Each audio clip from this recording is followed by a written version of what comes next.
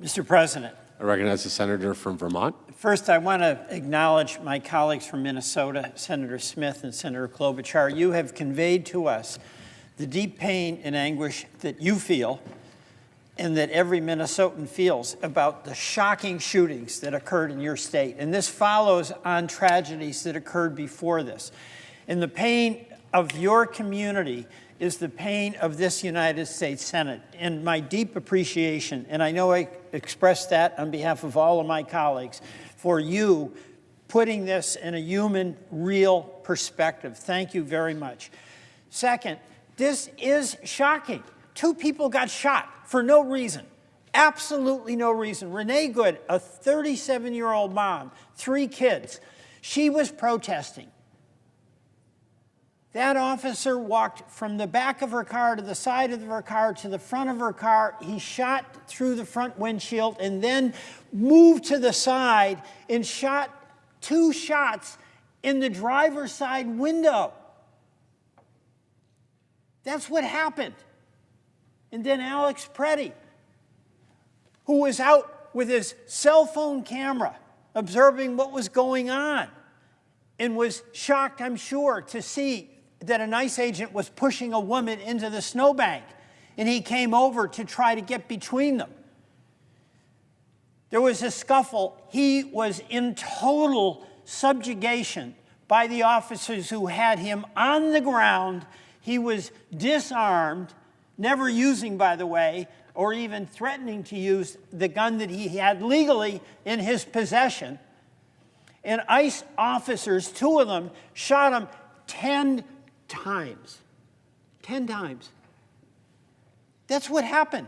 And why aren't we all just totally shocked? That's not acceptable. And then that is all done with the authority of the state, with no restraint. And then the Secretary of Homeland Security, who's responsible for the training and the discipline and the mission, blows this off and says these 2 people were domestic terrorists. No accountability, no expression of sadness, no expression of remorse. How is this acceptable to any one of us here? How is that acceptable? And yet what we're hearing when we are saying, let's look into this, let's get some reforms in place that allow our citizens to feel safe, for there to be accountability, we're being told it's too complicated because we've already got a bill and we'll have to divide it. And that means procedural hassles. That means, oh, the House will have to come back. Are we serious? That's called doing your job. It's called accountability. It's calling taking responsibility. I want to pay tribute to the people of Minnesota. We're actually having a discussion about inconveniencing House members because they've got to get on a plane and come back if we act to do something that every American knows we should do. Pass the bipartisan bills where we've got 5 bills done and take on the burden of responsibility that we have as a United States Senate to put reforms in an agency that needs reform. And folks in Minnesota, it's 20 degrees below zero. They're out in the streets.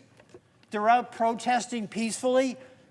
They're out providing coffee and cocoa and some warm soup to each other so they can get through this. Why are they doing it? You know what? They care about the right of assembly. They care about the First Amendment. They care about their constitutional rights. But the reason they're doing it is they care about each other. That's who they care about. In this United States Senate, our job is to care about every single American. And we have an agency that is totally out of control with a leader that is, you know, I would say it's incompetent. But the cruelty of that remark, to dismiss 2 people, innocent people who died as domestic terrorists, tells me there's not an inkling of acceptance of responsibility that goes with the enormously important job of being Secretary of Homeland Security. So I'm not going to vote and give a blank check where we're not even willing to have a discussion about what the reforms are. And Mr. President, I want to say I know every one of us here are shocked by what happened. This is not a Republican-Democratic deal. This is about seeing two innocent people shot, and they didn't need to be. And you know, one of the things that's so important for us, if we have a family, we live in a community, is to act in a way where the people around us can be confident that we've got their back, that we won't hurt them or harm them, that we notice what their struggles are and we'll try to help. And you know, all of us here have such admiration for law enforcement and the work they do, and it's such an incredibly hard job.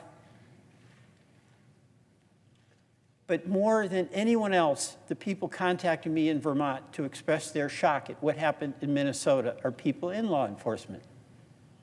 They know the job is hard, but they have accepted the responsibility to be a guardian, to be protective.